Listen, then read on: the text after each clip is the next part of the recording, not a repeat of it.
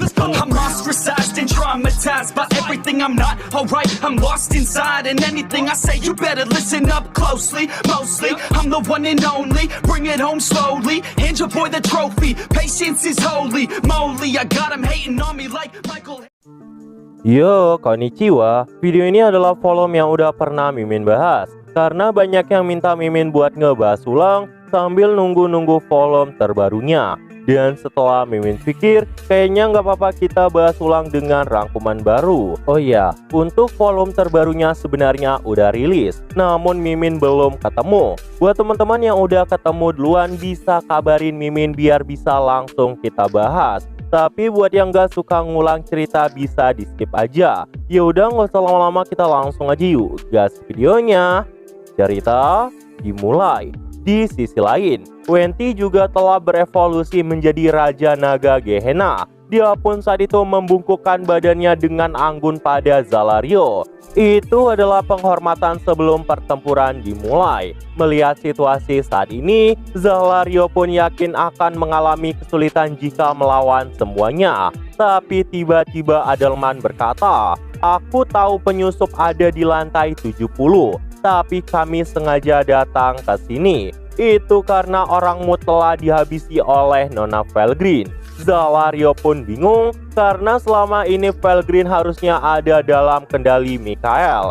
Namun penjelasan Adelman gak sampai di sini aja. Adelman pun juga menjelaskan dia tahu target malaikat adalah Ramirez. Jadi setelah terbangun, mereka pasti akan memastikan Ramirez aman terlebih dahulu. Tapi melihat Zegion turun ke medan perang, mereka pun langsung pergi dari tempat itu. Mendengar ini, Trainee pun saat itu langsung tersenyum. Zalario pun yakin Dino pasti telah gagal karena orang yang bernama Zegion telah muncul. Itu karena Zegion punya skill yang mirip sama Zalario. Dan karena semuanya telah gagal, Zalario pun mutusin untuk mundur dari medan perang. Zalario berkata, "Ini pertama kalinya aku merasakan penghinaan seperti ini. Tapi aku harus mundur. Lagian, jika aku terbangun dengan kekuatan asliku, kalian semua cuma abu di hadapanku yang bisa aku bantai dengan satu serangan. Tapi lain kali, aku akan membantai kalian jika menggangguku lagi." Dan saat itu pertempuran di dalam labirin pun telah selesai. Setelah semua berakhir, semua orang pun langsung menyampaikan informasi itu kepada Rimuru. Dan setelah Rimuru tahu tentang kasus yang terjadi di dalam labirin, Rimuru pun langsung bertanya banyak hal saat itu. Rimuru juga menanyakan bagaimana kabar Chloe. Suna pun saat itu menjawabnya, Chloe saat ini sudah kembali normal dan lagi dirawat di rumah sakit kota Rimuru. Rimuru juga terkejut setelah dirinya tahu tentang pengkhianatan dari Raja Iblis Dino. Dan parahnya, Dino selama ini telah menutupi kekuatannya sangat jauh dari perkiraan Rimuru. Karena meskipun Rimuru sadar Dino menyembunyikan kekuatan, Rimuru nggak mengira kekuatannya akan seperti itu. Bahkan Bareta dan Apito yang bekerja sama tidak bisa mengalahkan Dino. Namun Rimuru senang karena untungnya Zegion datang tepat waktu dan menghadapi Dino. Rimuru pun merasa lega. Jika telat sedikit aja, Ramirez pasti udah diculik. Hal yang ngagetin bagi Rimuru ternyata nggak cuma ini aja. Kembalinya True Dragon Felgreen yang sangat cepat juga membuat Rimuru kaget. Tapi berita bagusnya, Felgreen telah berubah haluan dan memihak kepada Masayuki. Bahkan saat ini Felgreen dan Masayuki mulai memikirkan masa depan Kekaisaran Timur. Untuk saat ini, kita akan kembali ke kasus Dino dulu. Saat itu, Vesta pun meminta maaf kepada Rimuru. Vesta merasa bahwa itu adalah salahnya karena kurang dalam mengawasi Dino. Mendengar hal itu, Rimuru pun tersenyum dan berkata, "Itu bukan salahmu. Lagian Dino memang sudah aneh sejak awal. Dan aku juga yang mengizinkannya tinggal bersama kita." Ramirez, Trainee, dan Bareta juga setuju. Karena pada dasarnya, Dino juga merupakan seorang Raja Iblis. Namun meski tahu pengkhianatan dari Dino, tapi semuanya tetap ingin mempercayai Dino. Pasti ada alasan kenapa Dino bertindak seperti itu. Dan disinilah Rimuru mulai berpikir, ada kemungkinan Dino juga berada di bawah kemampuan dominasi sistem malaikat. Bahkan saat Ciel menjadi Raphael, sosok Rimuru bahkan pernah merasakan sesuatu yang tidak mengenakan. Itu karena Raphael juga pada dasarnya merupakan skill seri malaikat. Tapi untungnya, Raphael saat ini telah berevolusi menjadi Ciel. Makanya semuanya nggak lagi berpengaruh pada Rimuru. Dan dari kasus Dino, Ciel pun saat itu menjelaskan, kekuatan Dino nggak seperti yang udah ditampilkan saat ini. Dino ternyata masih menyembunyikan kekuatannya yang lain. Dan kekuatan itu juga nggak ditampilkan ketika dia bertarung melawan Zegion. Tapi karena Dino punya skill ultimate seri malaikat, Dino jadi bisa dikendalikan oleh Veldue. Tapi sebenarnya Rimuru tuh bisa-bisa aja menghapusnya. Namun karena Dino dan Rimuru nggak terhubung melalui koridor jiwa, hal itu tuh nggak bisa dilakukan. Apalagi Dino saat ini juga nggak ada di sini. Rimuru jadi nggak bisa melepas dominasinya secara langsung juga. Namun gak lama setelah itu, Bareta pun berlutut dan berkata pada Rimuru, "Tolong maafkan aku Tuan Rimuru. Diriku telah membahayakan Nona Ramirez. Aku telah gagal menuntaskan misi besar dari dirimu." Melihat Bareta yang bersedih, Ramirez pun berkata, "Bareta telah melakukan pekerjaannya dengan baik, jadi jangan marahin dia Rimuru." Namun Bareta jelasin, sebagai asisten Ramirez, dia punya tanggung jawab untuk menjaga Ramirez. Namun Bareta merasa tidak berguna karena dirinya tidak bisa berbuat apa-apa dalam pertempuran sebelumnya. Menurut Rimuru, Bareta pasti masih kesal karena kalah dari Raja Iblis Dino. Tapi Bareta telah menyelesaikan tugasnya dengan baik. Jika Bareta gagal, Ramirez pasti udah nggak ada di sini. Dan karena itulah Rimuru pun menenangkan dan memuji Bareta. Rimuru saat itu juga meminta Bareta menemui Rimuru di ruangannya nanti setelah semua ini selesai. Bareta yang mendengar itu pun berkata, "Terima kasih banyak Tuan Rimuru." Dan setelah itu Rimuru pun juga berkata kepada Gel, "Terima kasih Gel karena kau telah melindungi kota ini. Kerusakan kota ini pun menjadi lebih sedikit." Mendengar perkataan seperti itu dari tuannya, Gel juga berkata, "Tuanku, saya sangat mencintai kota ini. Bahkan semua pasukanku tidak ingin kota ini dirusak. Dan di masa depan, kami semua akan berusaha dan bergerak untuk keinginan tuanku Rimuru." Rimuru pun saat itu tersenyum. Tapi Rimuru mulai penasaran pada Pico dan Garcia. Karena menurut penjelasan dari Ramirez, mereka juga merupakan 7 malaikat asli dari lingkaran Dewa Veldanava dan merupakan malaikat pembunuh yang paling unggul.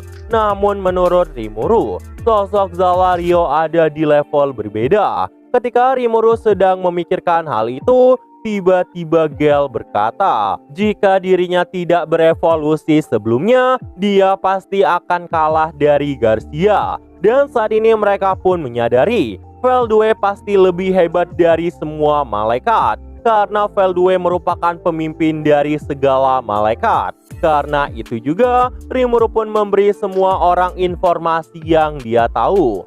Dan setelah tahu tentang 3 Laksamana, Benimaru pun berkata, "Aku tidak tahu apa itu 3 Laksamana malaikat, tapi aku akan membantai mereka." Gabir juga berkata, "Itu juga merupakan tujuan dari pasukanku. Pertempuran pasti akan kita menangkan." Di sisi lain, melihat tindakan dari Keris sebelumnya, Veldora pun saat itu memujinya. Itu karena Keris punya keberanian untuk mengakui kekalahannya sebelumnya. Bahkan Keris terlihat lebih berpengalaman saat ini.